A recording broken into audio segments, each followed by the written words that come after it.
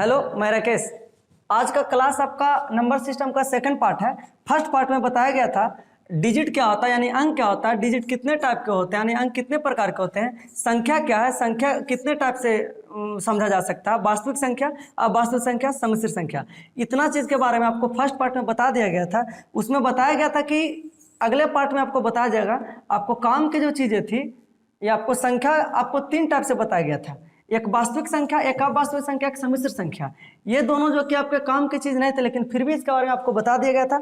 आज के पार्ट में हम लोग समझेंगे कि वास्तविक संख्या क्या होता है। हालांकि इसका डिफिनेशन और इसका एग्जांपल दे दिया गया था, लेकिन वास्तविक संख्या कितने टाइप के होते हैं, यानी टाइप ऑफ रियल नंबर, इसके बारे में हम लोग समझेंगे। आइए एक एक करके बारीकी से देखते हैं क्या होता है। यहाँ है वास्तविक संख्या, जिसका आप बोल सकते हैं इंग्लिश होता है रियल नंबर। वास्तविक संख्या जो होते हैं दो टाइप से होते हैं, एक होते हैं परिमेय संख्या, एक होते हैं अपरिमेय संख्या। अब परिमेय संख्या क्या होता है, अपरिमेय संख्या क्या होता है, ये समझेंगे। परिमेय संख्या का इंग्लिश होता है रेशनल नंबर, अपरिमेय संख्या का इंग्लिश होता है इरेशनल नंबर।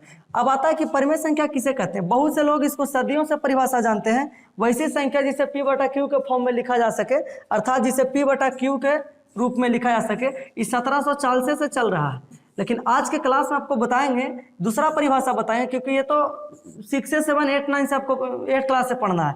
लेकिन आपको आज दूसरा परिभाषा बताएंगे जो कि आपको उससे आपको बेहतरीन रूप से समझ में आया कि सही में परिमेय संख्या कहते किसको है। आइए देखते हैं परिमेय संख्या का परिभाषा सटीक क्या हो सकता है। एक तो सटीक परिभाषा जो पूरा सदियों से आ रहा है वो तो जानते ही होंगे, लेकिन दूसरा परिभाषा बता रहे हैं कि वैसी संख्या जिसका दशमलव प्रसार, वैसी संख्या जिसका दशमलव प्रसार शांत या अशांत आवर्ती हो। स्टूडेंटों को दिक्कत होता है कि शांत क्या है, अशांत क्या है। बहुत सारे लोगों को दिक्कत है कि शांत क्या है, अशांत क्या है, आवर्ती क्या है, अनावर्ती क्या है। आपको बारीकी से एक एक चीज बताएंगे, शांत क्या होता है, अशांत क्या होता है। हालांकि ये चीज आपको अगर दिख नहीं रही है तो इसके बारे में हम बारीकी से आगे लिख दें, इसको आप देख सकते हैं। परिमेय संख्या का अगर आपको परिभाषा पूछे तो इसको दो तरह से लिखे हैं। परिमेय संख्या किसे कहते हैं, तो वैसी संख्या जिसका दशमलव प्रसार शांत या अशांत आवर्ती हो, उसे परिमेय संख्या कहते हैं। जिनको इस तरीके से समझ में आता है 1940 वाला आप मेथड लगा सकते हैं। वैसी संख्या जिसे P/Q के फॉर्म में लिखा जा सके उसे परिमेय संख्या कहते हैं। अब इसमें दोनों में समझें कि आखिर P/Q क्या होता है और शांत क्या होता है, अशांत क्या होता है, आवर्ती क्या होता है, अपरिमेय में अनावर्ती एक पढ़ना है, अनावर्ती, अनावर्ती क्या होता है। इन दोनों चीजों के बारे में आपको एक एक करके आपको बताएंगे। यहाँ आइए आप लोग देखिए, वैसी संख्या जिसका दशमलव प्रसार शांत या अशांत, यही मैटर है ना। पहले शांत के बारे में समझें कि शांत क्या होता है। कुछ नहीं आपको समझना है, फ्रैक्शन का नाम सुने होंगे भिन्न, जो कि आगे इसके आगे आपको पढ़ाएंगे। अगर किसी भी संख्या को बटा के रूप में लिखा जा सके, जैसे अगर 1/8 लिख दिए, एक सिंपल सा उदाहरण। अगर किसी भी संख्या को अगर बटा के रूप में आप लिख रहे हैं, फ्रैक्शन के रूप में लिख रहे हैं, अगर उसको भाग देते हैं तो दशमलव के बाद, डेसिमल आप समझते होंगे, दशमलव के बाद अगर पूरी तरह से वो कट जाए तो उसको आप शांत दशमलव बोल सकते हैं, या शांत दशमलव प्रसार बोल सकते हैं। अगर वो पूरी तरह से नहीं कटे, यानी हम 1/8 लिखे तो आप 1 में 8 से भाग दीजिए। बहुत से लोग बोलेंगे कि 1 में 8 से भाग लगेगा, कैसे लगेगा, तो ये नहीं लग रहा। दशमलव शून्य एकदम लग गया आपका 2, 16, ये सब जानते होंगे आप लोग। 8×5 = 40, ये आपको आ जाएगा 0.125, यानी ये पूरी तरह से कट गया तो इसका जो दशमलव प्रसार होगा ना आपको शांत होगा। लेकिन इसी तरह से अगर आप दूसरा, तो शांत तो आप समझ चुके हो। अब अशांत क्या होता है, अभी आवर्ती मत पढ़िए, पहले शांत समझा दी, उसके बाद पहले आप अशांत समझिए, उसके बाद आवर्ती बताएंगे। इसी में आपको बता देंगे आवर्ती। हालांकि आवर्ती आपको अपरिमेय बता दे तो और अच्छा समझ में आता, लेकिन इसको देख लीजिए। शांत समझ गए, जो दशमलव के बाद पूरी तरह से कट जाए उसको शांत बोलेंगे, जो दशमलव के बाद पूरी तरह से नहीं कटे उसे अशांत बोलेंगे। यहाँ जैसे लिख दिए 1/3। आप ये बताइए हमको, 1 में अगर हम 3 से भाग देते हैं, नहीं लग रहा है, 0, 9, ये सब जानते होंगे आप लोग। 3 × 9, 3 × 9। आप पूरा कॉपी भी खत्म कर दीजिएगा ना, तो कभी कटने वाला नहीं, अर्थात इसका मान जो आ जाएगा 0.333। इसको आप लिख सकते हैं 0.3 रेकरिंग, इसी को बार पढ़ा जाता है। रिकरिंग ही दर्शाता है कि ये चीजें बार बार रिपीट हो रही। अब आता है शांत और अशांत, तो आप समझ गए।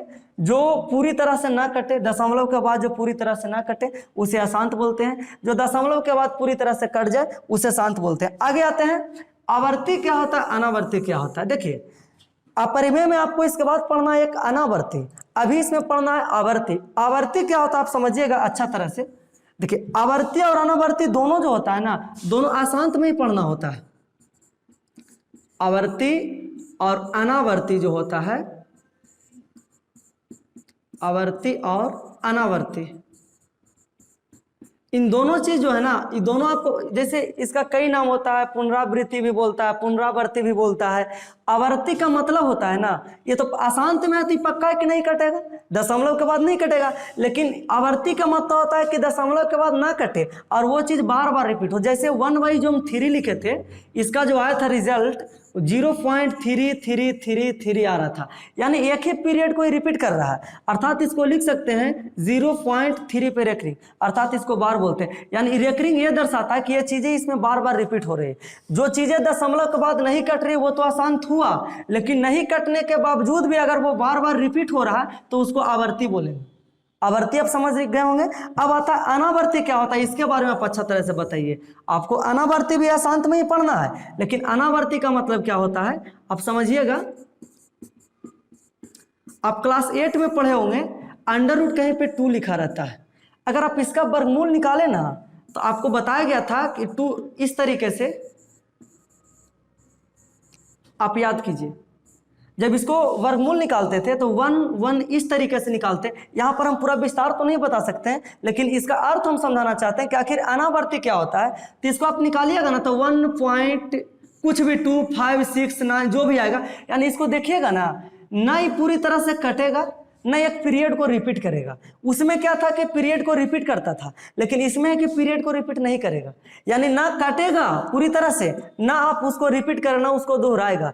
तो ऐसा वैसा मतलब दशमलव प्रसार जो दशमलव के बाद ना पूरी तरह से कटे ना रिपीट करे, ना पूरी तरह से ही कटेगा, ये तो पक्का है कि नहीं कटेगा, तो अशांत में नहीं रिपीट करेगा एक दूसरे को। अगर रिपीट नहीं कर रहा है तो आपको अशांत अनावर्ती होगा, अगर रिपीट कर रहा है तो अशांत आवर्ती होगा। आवर्ती का मतलब बार बार आना, अनावर्ती का मतलब को बार बार नहीं आना। आप दोनों समझ चुके होंगे। जिनको आगे विस्तार समझना वो परिमेय में और आपको एग्जाम्पल देके बता देंगे। अब आते हैं कि अब आता है कि वैसे संख्या इसका दशमलव प्रसार शांत और अशांत आवर्ती हो, ये दोनों का मतलब समझ गए होंगे। शांत का मतलब कि आप पूरी तरह से कट जाए, शांत भी हो सकता है परिमेय में या अशांत भी हो सकता है, दोनों परिमेय होता है, लेकिन अशांत में आपको आवर्ती होना चाहिए, अनावर्ती नहीं होना चाहिए, वो अपरिमेय का उदाहरण होता है। आगे आइए, वैसे संख्या जिसे P बटा Q के रूप में लिखा जा सके, आप इसका दोनों का एग्जांपल सेम दे देंगे।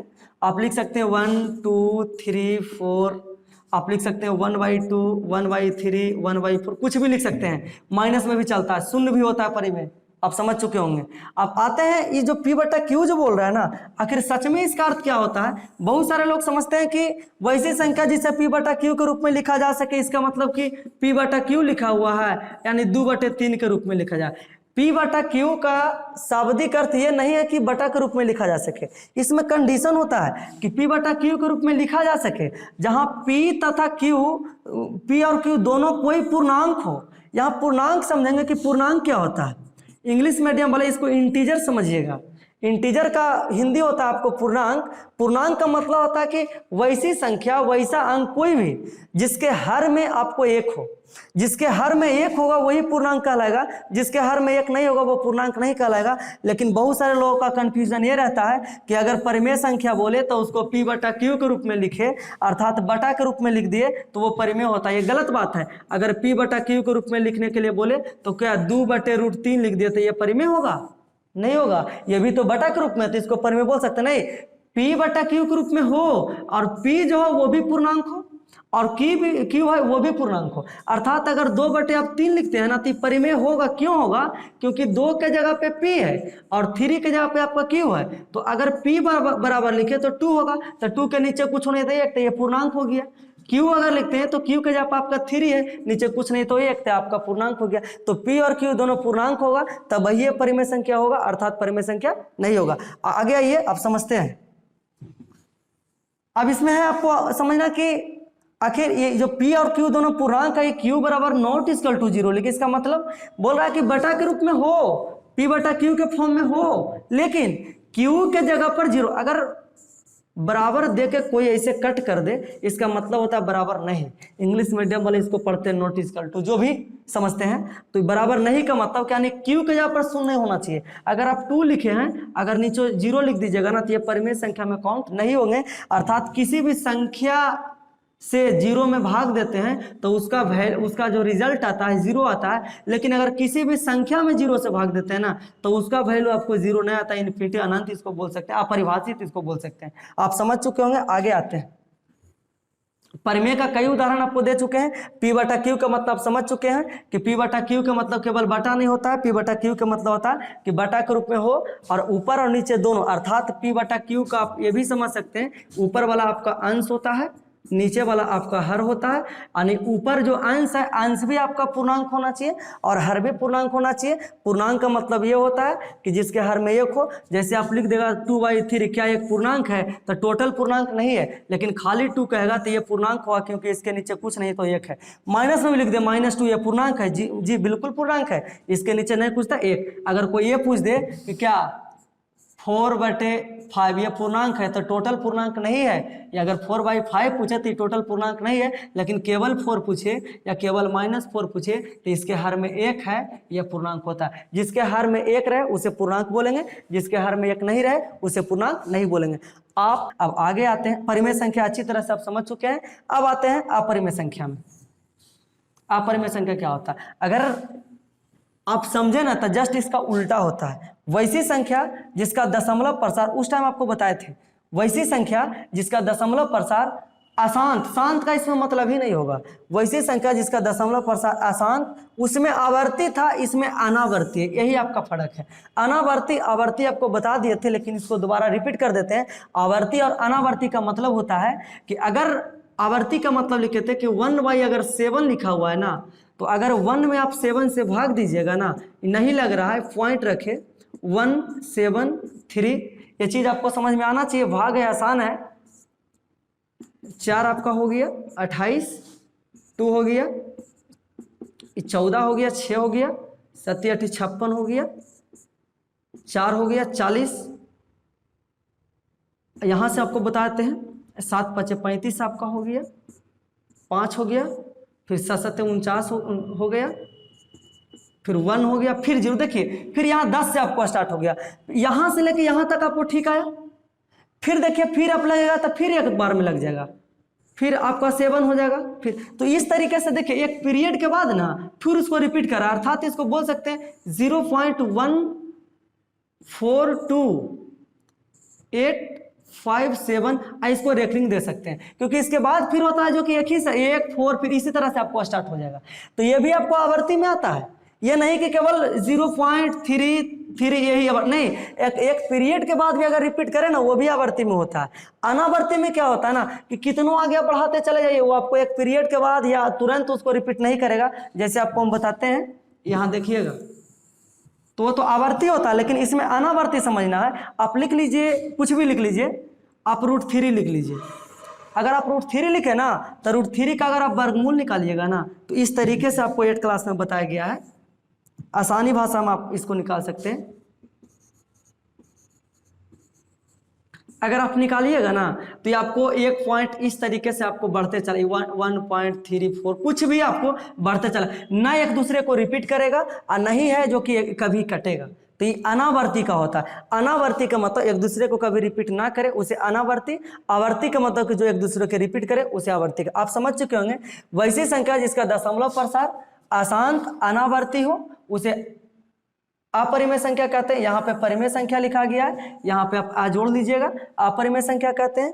या आप इसको बोल सकते हैं कि वैसी संख्या जिसे p बटा क्यू के फॉर्म में नहीं लिखा जा सके, उसका उल्टा, उसे p बटा क्यू के रूप में लिखा जा सकता है, इसे p बटा क्यू के रूप में लिखा नहीं जा सकता। अगर p बटा क्यू के रूप में भी लिखते हैं तो ये परिमेय संख्या नहीं होगा। क्यों नहीं होगा? √3 हम लिख देते हैं 2, तो ये p बटा क्यू के रूप में है, लेकिन p और q इसमें पूर्णांक नहीं होगा।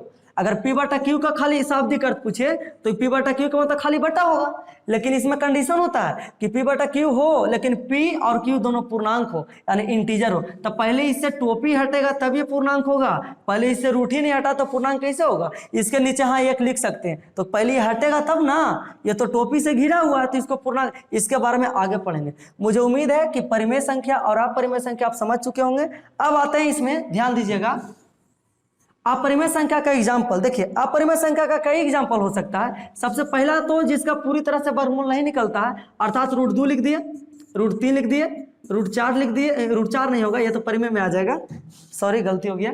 आगे √5 लिख सकते हैं, ये आपका अपरिमेय में आता है। दूसरा होता है, आप इसको बोल सकते हैं 1.0, 1, 00, 1, 000, 1, 401, यानी यहाँ देखिएगा ध्यान से 1 पॉइंट कहीं लिखा रहा है 20, 220, 222, इसका मतलब हुआ ना कि यहाँ पर 1 2 है, यहाँ पर 2 2 है, यहाँ पर 3 2, यहाँ पर 1 0 है, यहाँ पर 2 0 है, यहाँ पर 3। अगर देखिए एक दूसरे से अगर बढ़ता जा रहा है, यहाँ पर 1, यहाँ 2, यहाँ 3, यहाँ पर, ये तो आपका अपरिमेय। एगो इस तरह का भी अपरिमेय होता है। एक अपरिमेय जो होता है, एक पाई भी अपरिमेय में काउंट होते हैं। बहुत से लोग बोले हैं कि सर पाई के मान तो 22/7 होता है, आप इसको अपरिमेय क्यों बोल रहे हैं, इरेशनल क्यों बोल रहे हैं। देखिए अगर 22/7 कहीं लिखा रहा है ना तो उसको आप परिमेय बोल सकते हैं, लेकिन पाई जो है ना, इसको गणितज्ञ ने बताया कि पाई को अपरिमेय के श्रेणी में रखा गया है। अब आता है कि अगर कहीं पे लिखा रहता पाई +2 ये क्या होगा, पाई -2 ये क्या होगा, पाई/2 ये क्या होगा, बहुत सारे प्रश्न है। 2 पाई ये क्या होगा, इस पे आपको आगे चर्चा करेंगे। इसका रूल चलता है कि एक परिमेय संख्या और एक अपरिमेय संख्या का जोड़ घटाव गुणा भाग आपका हमेशा अपरिमेय संख्या होता है। लेकिन शून्य एक ऐसा परिमेय संख्या है जो कि इस नियम को गलत कर देता है। अगर किसी संख्या से, अगर किसी अपरिमेय संख्या में शून्य से गुणा करते हैं ना तो उसका रिजल्ट आ जाता है परिमेय संख्या, वो भी आपको बाद में बताया जाएगा। आज के लिए आपको परिमेय और अपरिमेय बता दिया गया है, अगला क्लास में इससे आगे बताया जाएगा। अगला क्लास में बताया जाएगा कि परिमेय संख्या कितने टाइप के होते हैं और अपरिमेय संख्या कितने टाइप के होते हैं, टाइप ऑफ रेशनल नंबर और टाइप ऑफ इरेशनल नंबर। हालांकि इरेशनल नंबर का कोई टाइप नहीं होता, परिमेय संख्या से ही आपको आगे सारा संख्या का ज्ञान होता है। अगर आप आगे पढ़ते हैं तो इसमें आपको बताया जाएगा कि परिमेय संख्या 2 टाइप से होते हैं, एक पूर्णांक के रूप में होता है और एक होता है भिन्न के रूप में होता है। हालांकि इसको लोग डेसिमल के रूप में, दशमलव के रूप में लिखते हैं, लेकिन नहीं, हम आपको भिन्न से ही दशमलव के बारे में बताएंगे, दोनों एक ही में हो जाता है। एक पूर्णांक होता है, एक इंटीजर होता है। तो आज के लिए बस आपको इतना ही रहा, फिर मिलते हैं आपको अगले पार्ट में। अगले पार्ट में इन सारी चीज़ों के बारे में बताया जाएगा।